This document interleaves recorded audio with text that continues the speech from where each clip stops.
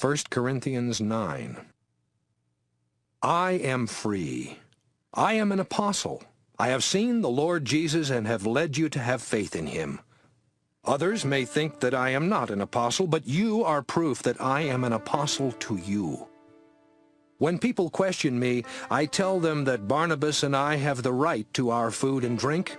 We each have the right to marry one of the Lord's followers and to take her along with us, just as the other apostles and the Lord's brothers and Peter do. Are we the only ones who have to support ourselves by working at another job? Do soldiers pay their own salaries? Don't people who raise grapes eat some of what they grow? Don't shepherds get milk from their own goats? I am not saying this on my own authority. The law of Moses tells us not to muzzle an ox when it is grinding grain. But was God concerned only about an ox? No, he wasn't. He was talking about us. This was written in the Scriptures so that all who plow and all who grind the grain will look forward to sharing in the harvest.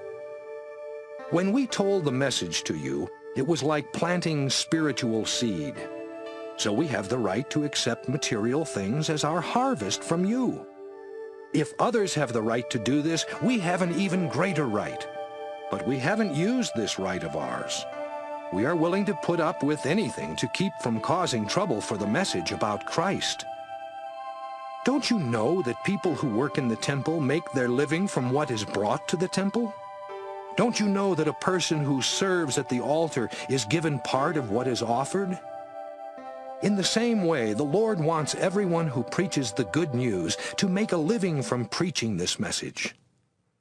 But I have never used these privileges of mine, and I am not writing this because I want to start now.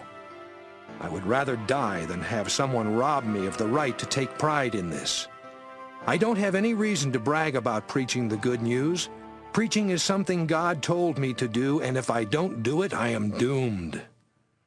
If I preach because I want to, I will be paid. But even if I don't want to, it is still something that God has sent me to do. What pay am I given?